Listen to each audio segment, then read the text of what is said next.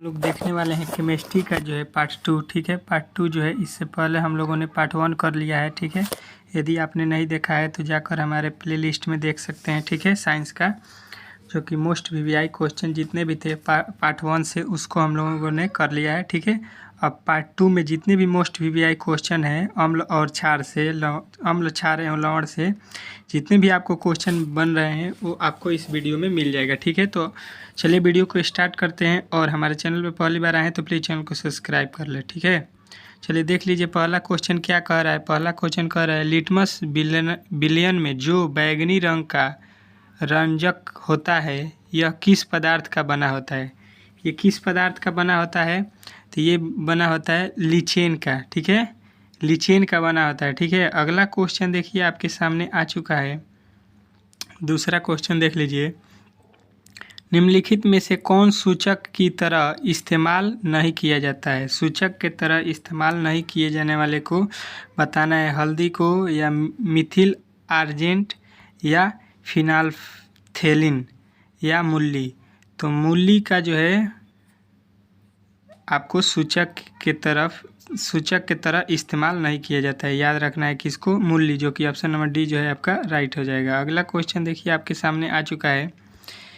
आपको most VVI 50 ठो question दिया जाएगा। आपको 50 ठो में से पहले से कितना मालूम है ये हमें लास्ट में बताइएगा कि आपका टोटल मार्क्स कितना आया 50 में से। ठीक है, आपका ये टेस्ट भी हो रहा है। ठीक है, और जिस भी क्वेश्चन का उत्तर आपको पहले से मालूम है तो हमें कमेंट बॉक्स में ज़रूर बताएं। चलिए तीसरा क्वेश्चन देखें, निम्नलिखित में से कौन गंधीय सूचक नहीं है, गंधीय सूचक नहीं है। ठीक है, गंधीय सूचक नहीं है ये बताना है तीसरा क्वेश्चन में।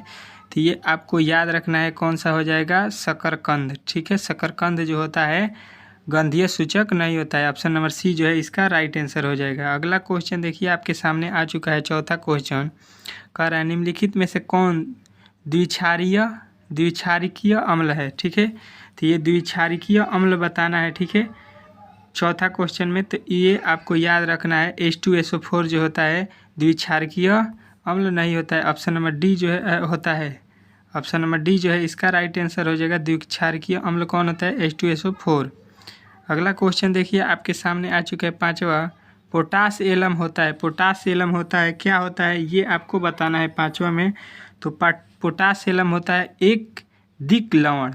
क्या होता है, एक दिक लवण होता है। ठीक है, जो कि ऑप्शन नंबर डी जो है इसका राइट आंसर हो जाएगा। अगला क्वेश्चन देखिए आपके सामने आ चुका है, कह रहा है एसिटिक अम्ल एक दुर्लभ अम्ल है क्यों। एसिटिक अम्ल एक दुर्लभ अम्ल है क्यों ये बताना है आपको। तो इसका जो है आपको आंसर याद रखना है सी, ये कम आयनिक होता है। ये क्या होता है, कम आयनिक होता है, इसीलिए ये एसिटिक अम्ल का दुर्लभ अम्ल है। ठीक है, अगला क्वेश्चन देखिए आपके सामने आ चुका है। सातवां क्वेश्चन, निम्नलिखित में से सबसे प्रबल लवण कौन है। प्रबल लवण बताना है सातवां में। तो ये आपको याद रखना है NaCl जो होता है सबसे प्रबल अम्ल है इसमें। ठीक है, चलिए अगला क्वेश्चन देखिए आपके सामने आ चुका है। आठवां कह रहा है, आठवें में निम्नलिखित में से कौन एक से अधिक अम्लीय लवण बनाएगा। ठीक है, एक से अधिक अम्लीय लवण कौन बनाएगा ये आपको बताना है। तो ये बनाएगा कौन, H3PO4। H3PO4 जो है एक से अधिक लवण बनाता है। ठीक है, अगला क्वेश्चन देखिए आपके सामने आ चुका है। 1 बिलियन किसी नीले लिटमस को लाल में परिणित कर देता है तो संभवतः बिलियन का pH मान कितना होगा। तो बिलियन का pH मान आपको बताना है। तो बिलियन का जो है pH मान क्या हो जाएगा ये आपको बताना है। ठीक है, तो बिलियन का pH मान क्या हो जाएगा आपका राइट आंसर, नीले लिटमस पत्र को जो है लाल करता है। ठीक है, तो ये होता है 7 से आपको कम याद रखना है, 7 से कम, जो कि ऑप्शन में नहीं है, छूट चुका है ये आपको टाइपिंग में। अगला क्वेश्चन देखिए आपके सामने आ चुका है। 10वां, जल के अम्लीय एवं क्षारीय विलयन किसके कारण विद्युत के सुचालक होते हैं। किसके कारण विद्युत के सुचालक होते हैं ये बताना है आपको 10वां क्वेश्चन में।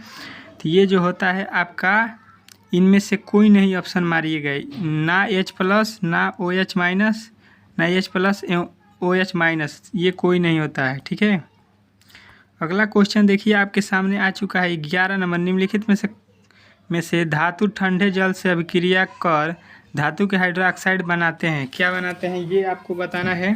तो इसका जो है आपको राइट आंसर याद रखना है 11 का सोडियम एवं पोटेशियम, ठीक है, सोडियम एवं पोटेशियम आपको याद रखना है। अगला क्वेश्चन देखिए आपके सामने आ चुका है, निम्नलिखित में से किस विलयन का उपयोग दीवारों के सफ़ेदी करने के लिए किया जाता है। तो दीवारों को सफ़ेदी करने के लिए आप लोगों को मालूम होगा कि किसका उपयोग किया जाता है।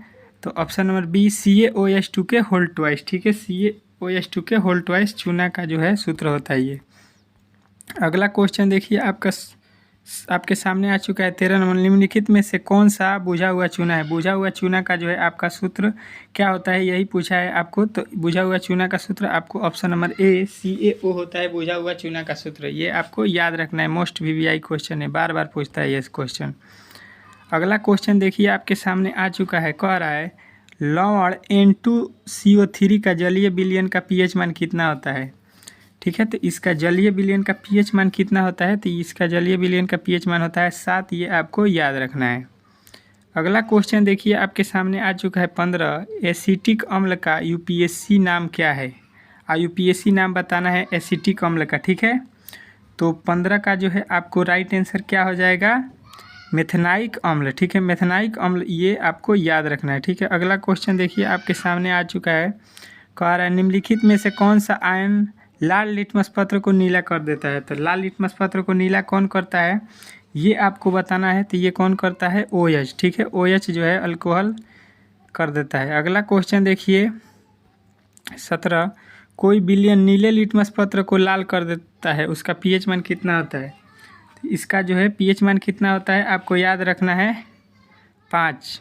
इसका pH मान कितना हो जाएगा, नीले लिटमस पत्र को लाल करेगा तो 7 से कम, अभी हमने बताया 7 से कम pH मान जिसका होता है वो नीले लिटमस पत्र को लाल कर देता है। अगला क्वेश्चन देखिए आपके सामने आ चुका है, कह रहा है 18, ऑक्सैलिक अम्ल का प्राकृतिक स्रोत निम्नलिखित में से कौन है आपको बताना है। ये 4 ऑप्शन दिए गए हैं, ठीक है, 18 का, ठीक है। तो इसका जो है राइट आंसर हो जाएगा टमाटर, ऑप्शन नंबर बी जो है आपका राइट हो जाएगा। अगला क्वेश्चन देखिए आपके सामने आ चुका है, कह रहा है प्लास्टर ऑफ पेरिस का रासायनिक सूत्र, ठीक है, प्लास्टर ऑफ पेरिस का रासायनिक सूत्र मोस्ट VVI क्वेश्चन में इसको लिख लीजिएगा, क्योंकि ये बहुत बार पेपर में पूछ चुका है, तो इस बार भी पूछेगा। इसका राइट आंसर हो जाएगा B CaSO4 half H2O, 1/2 H2O, मतलब उसको बोलते हैं हाफ H2O, ठीक है। अगला क्वेश्चन देखिए आपके सामने 20वां क्वेश्चन आ चुका है, लिटमस विलयन जब न तो अम्लीय होता है और न ही क्षारीय, तब यह किस रंग का होता है, ये आपको बताना है 20वां में, ठीक है। तो 20वां का राइट आंसर हो जाएगा वो कौन सा रंग का होता है, बैगनी रंग का होता है उस समय, ठीक है। अगला क्वेश्चन देखिए आपके सामने आ चुका है, किसी भी उदासीन विलयन का pH मान, उदासीन विलयन का pH मान कितना होता है ये आपको बताना है। तो उदासीन विलयन का pH मान आपको याद रखना है कितना होता है, 7 होता है, ठीक है, 7 उदासीन विलयन का pH मान। अगला क्वेश्चन देखिए आपके सामने आ चुका है, निम्नलिखित में से कौन लवण है। तो लवण बताना है आपको 22 में, तो लवण कौन होता है, K2SO4 जो है आपको इसमें लवण है, ठीक है, बाकी सब क्षार हैं। अगला क्वेश्चन देखिए अम्ल हैं, दोनों हैं, किसी लाल तप्त आयरन पर जलवाष्प प्रवाहित करने पर कौन सा यौगिक प्राप्त होता है। कौन सा यौगिक प्राप्त होगा ये आपको बताना है 23 नंबर में। तो 23 का जो है राइट आंसर हो जाएगा ऑप्शन नंबर सी Fe3O4, ठीक है। अगला क्वेश्चन देखिए आपके सामने आ चुका है, हमारे शरीर में pH कितने प्रास के बीच कार्य करते हैं। हमारे शरीर का जो है pH कितने प्रास के बीच कार्य करता है ये बताना है।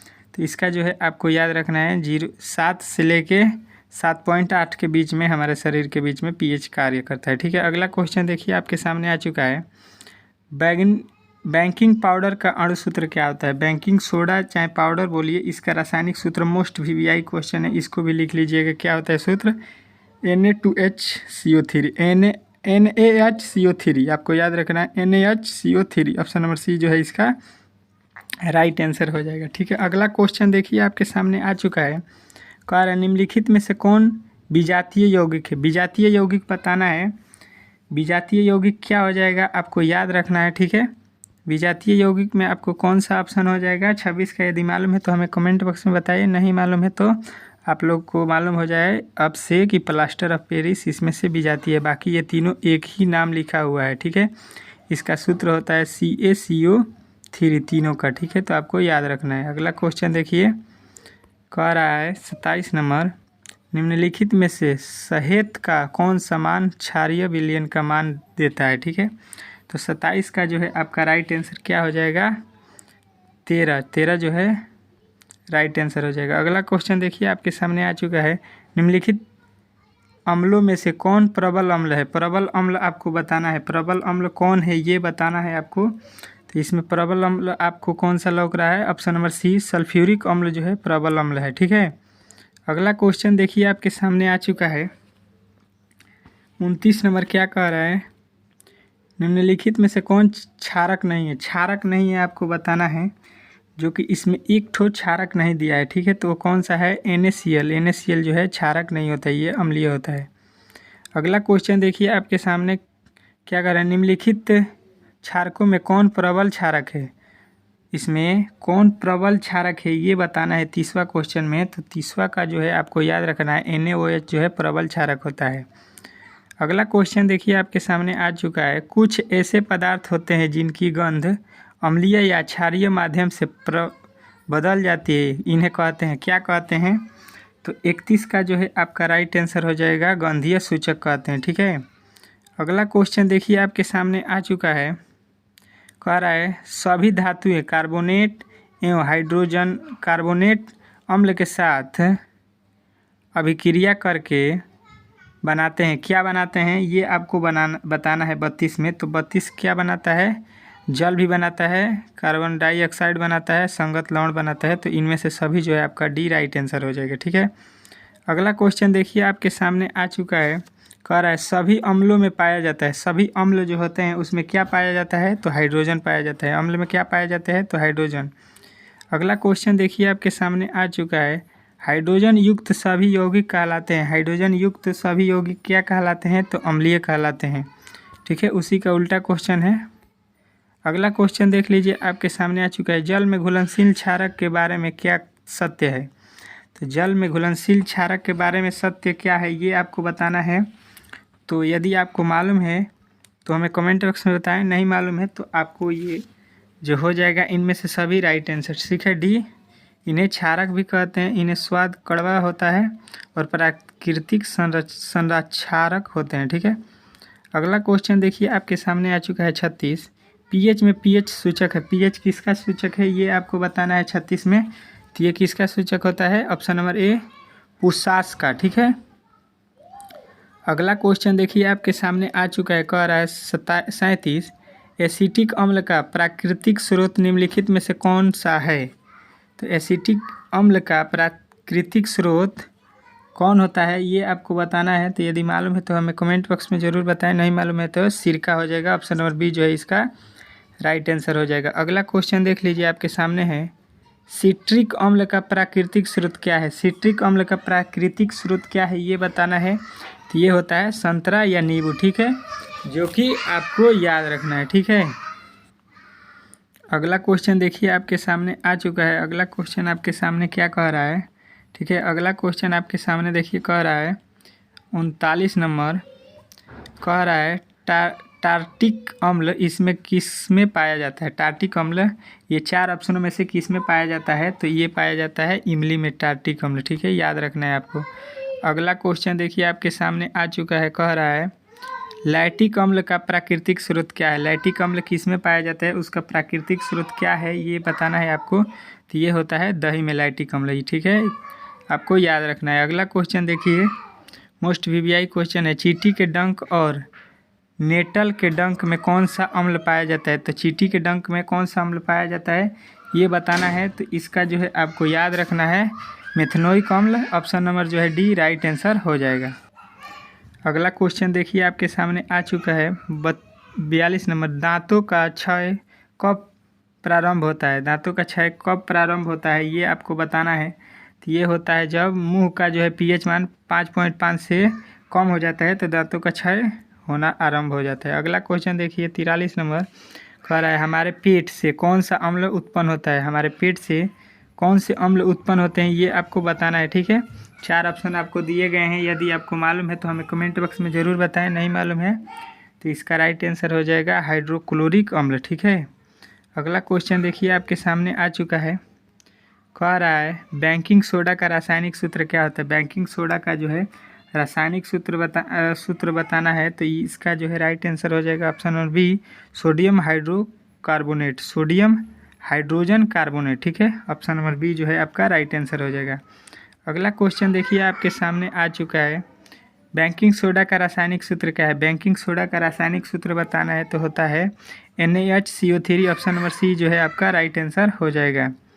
अगला क्वेश्चन कह रहा है 48 नंबर, कह रहा है जल की अस्थायी कठोरता को हटाने के लिए किसका उपयोग किया जाता है। तो किसका उपयोग किया जाता है, तो धोने का सोडा, ऑप्शन नंबर बी जो है आपको राइट आंसर हो जाएगा।